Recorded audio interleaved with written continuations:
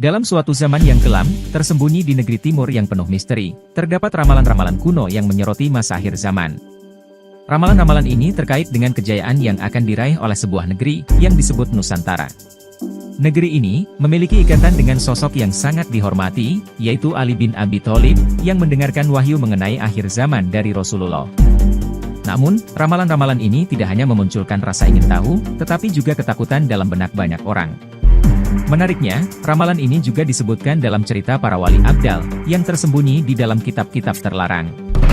Isu ini menggelisahkan dunia, karena mereka takut pada masa depan, yang diprediksi oleh orang-orang yang memiliki pengetahuan tersembunyi. Pada akhir zaman, negeri yang dimaksud akan mencapai puncak kejayaannya, dengan pulau-pulau yang terbuka di masa Imam Mahdi dan Nabi Isa.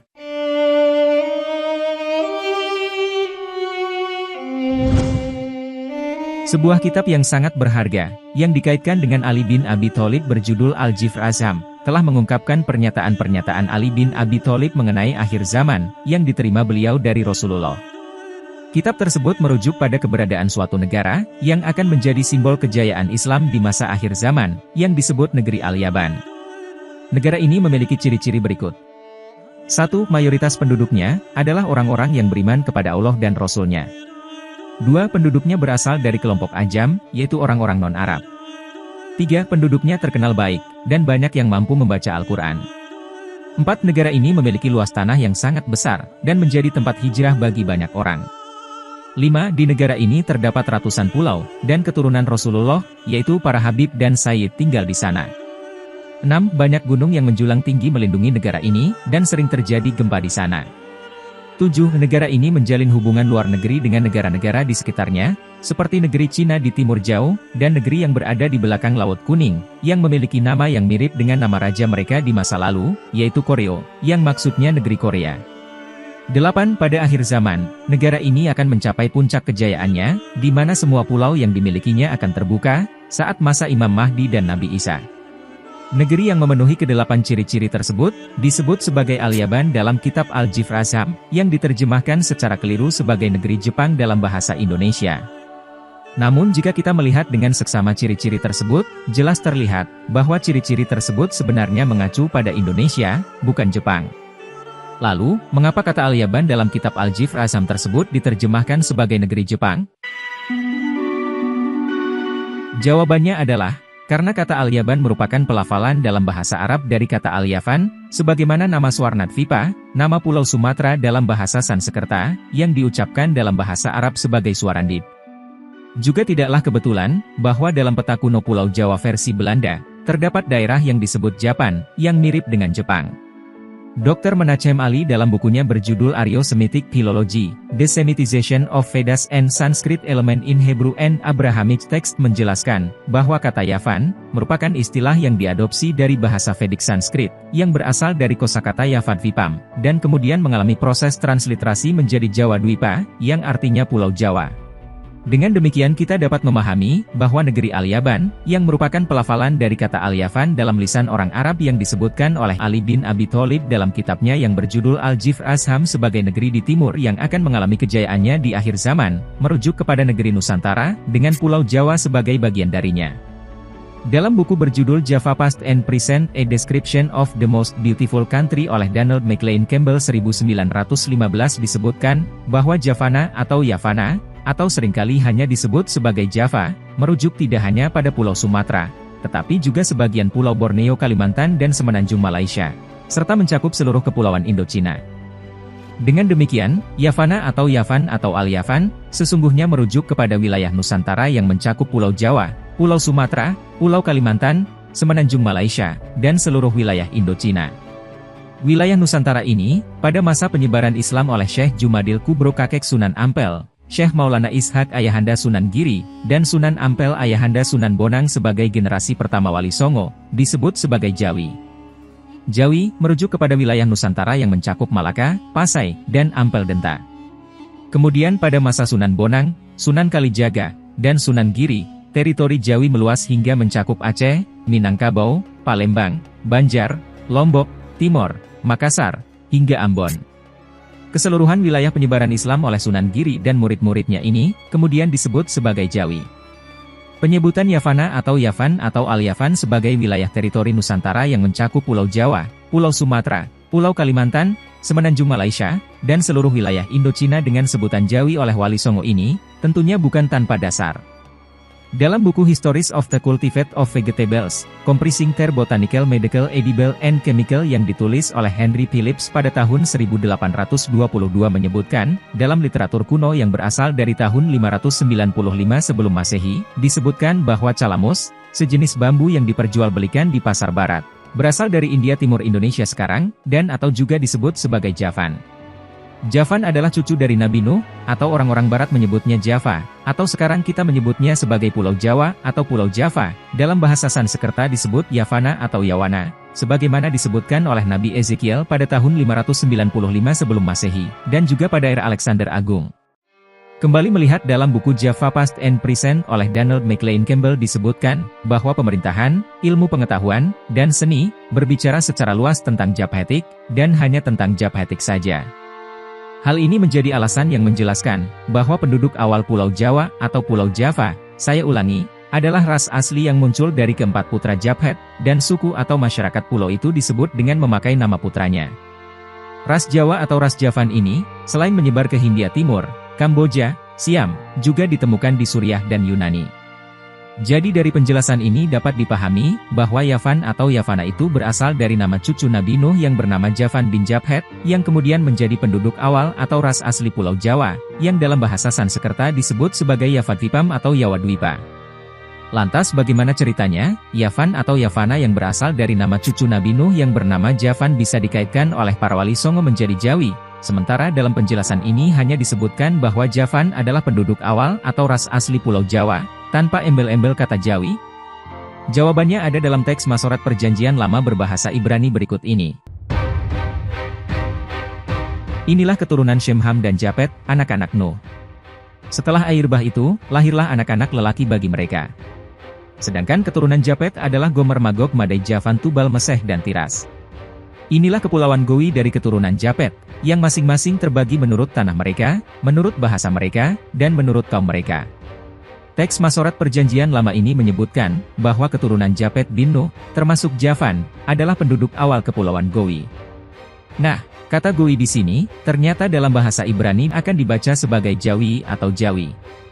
Jadi, para wali songo itu sebenarnya sudah sangat tepat, jika mereka menyebut Yavan atau Yavana yang berasal dari kata Javan, yakni dari nama Javan bin Japhet bin Nuh sebagai Jawi, wilayah teritori Nusantara yang mencakup Pulau Jawa, Pulau Sumatera, Pulau Kalimantan, Semenanjung Malaysia dan seluruh wilayah Indochina, sebagai tempat tinggal keturunan Japhet bin Nuh. Sekarang, kita kembali ke bahasan tentang ramalan negeri timur. Ramalan tentang negeri di timur yang akan mengalami kejayaannya di akhir zaman, ternyata tidak hanya disebutkan dalam kitab Al-Jifr Azam, namun juga disebutkan dalam kitab yang ditulis oleh Sunan Sendang Duur, yang bernama asli Raden Nur Rahmat, putra dari Abdul Qohar bin Malik bin Sultan Abu Yazid yang berasal dari Baghdad, Irak. Menurut penuturan Kiai Haji Abdul Ghafur, pengasuh pondok pesantren Sunan Derajat yang merujuk dari kitab yang ditulis oleh Sunan Sendang Duur disebutkan, bahwa sekitar tahun 900-an Masehi, para wali Allah yang disebut dengan wali abdal yang berjumlah 40 orang, berkumpul di Baghdad, Irak, melakukan rapat pleno untuk mengkaji salah satu hadits Rasulullah yang menubuatkan kejayaan Islam akan bangkit dari timur. Daerah timur sebelah mana, ternyata dalam hadits juga tidak dijelaskan oleh Rasulullah. Setelah bermusyawarah, akhirnya para wali abdal ini memutuskan untuk mencari negeri yang berada di timur. Tapi, para wali abdal ini masih bingung tentang lokasi negeri yang dimaksud.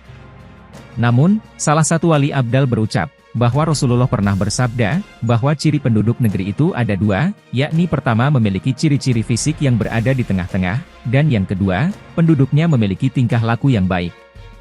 Akhirnya, para wali melakukan kajian secara geografis, sosiologis dan antropologis.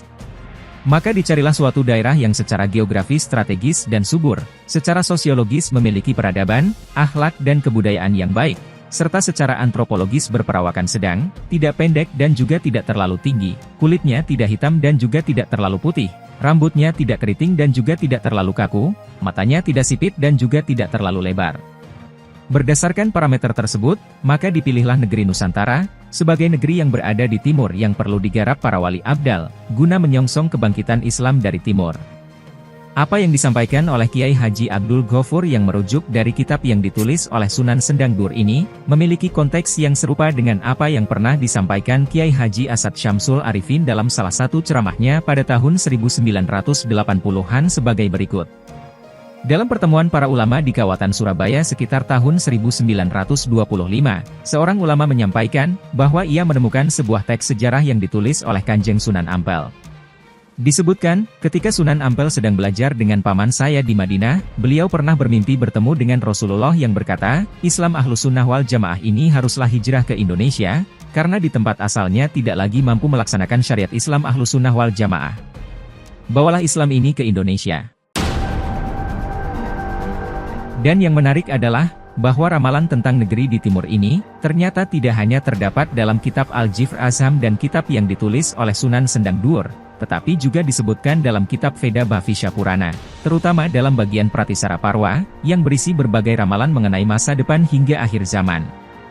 Dalam kitab Veda Bhavisya Purana tersebut disebutkan, bahwa pada akhir zaman Kaliuga, orang-orang Yavana akan menguasai peradaban dunia. Sekali lagi, kata kunci yang muncul adalah Yavana. Dalam kitab Veda Ramayana bagian Kiskindahanda bab 40 disebutkan, Yatnavanto Yavadvipam Sapta Rajyopashobhitam. Artinya, selanjutnya kalian akan memasuki wilayah Yavadvipam yang termasyhur, yang terdiri atas 7 kerajaan.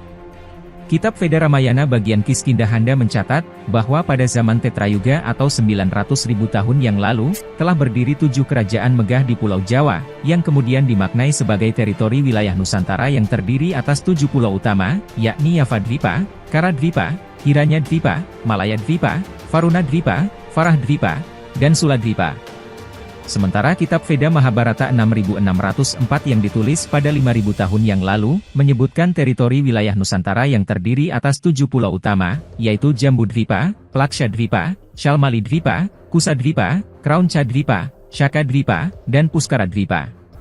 Diceritakan juga bahwa, setelah manusia diturunkan ke bumi dan berkembang menjadi berbagai bangsa dengan ras yang berbeda, mereka hidup dalam periode zaman pertama, atau Purwa Duksinara, yang penuh dengan keunikan dan tantangan kehidupan. Kemudian, periode tersebut berakhir, dan digantikan oleh periode zaman kedua, atau Purwanagara. Setelah berjalan cukup lama, periode zaman kedua juga berakhir, digantikan oleh periode zaman ketiga, atau Dirgantara. Pada awal periode zaman ketiga atau Dirgantara, setelah 1 miliar tahun berlalu, salah satu dari kelima sosok bangsa Safaru turun ke bumi untuk pertama kalinya. Sosok ini bernama Amarun, dan ia mendirikan sebuah negeri yang disebut Yavana di atas awan. Negeri Yavana sangat tersembunyi, dan berlokasi di antara Pulau Jawa, Sumatera, Kalimantan, dan Sulawesi sekarang ini. Beberapa waktu kemudian, keempat bangsa Safaru lainnya yang bernama Asorin, Hadirar, Kasibar, dan Giwasur, juga datang dan tinggal di negeri tersembunyi yang disebut Yavana. Keberadaan negeri Yavana ini menegaskan, bahwa istilah negeri Yavana, merujuk kepada Yavadvipam atau Yavadvipa, yang tidak hanya mencakup Pulau Jawa, tetapi juga wilayah Nusantara yang terdiri dari 7 pulau utama seperti yang disebutkan dalam kitab Veda Ramayana 900.000 tahun yang lalu, dan kitab Veda Mahabharata 5.000 tahun yang lalu. Kesimpulannya, terdapat 3 buah kitab yang memberikan ramalan-ramalan tentang masa depan akhir zaman. Kitab Hindu Veda Bhavisya Purana bagian Pratisara Parwa yang berisi ramalan tentang masa depan, kitab Al-Jifr Azham yang berisi pernyataan Imam Ali bin Abi Thalib tentang akhir zaman, dan kitab Sunan Sendang Dur yang berasal dari zaman Wali Songo. Ketiga kitab ini, sama-sama meramalkan tentang negeri di timur yang akan mencapai kejayaan, dan menguasai peradaban dunia di akhir zaman. Negeri ini dikenal dengan nama Yavan, Yavana, Al-Yavan, Al-Yaban, dan Yavadvipa, yang dapat diartikan sebagai wilayah Nusantara dengan 7 pulau utama, sebagaimana disebutkan dalam kitab Veda Ramayana dan kitab Veda Mahabharata. Semoga saja ini bukan hanya sebuah ramalan, namun bisa menjadi kenyataan, yang membawa kebaikan dan kemajuan bagi Nusantara.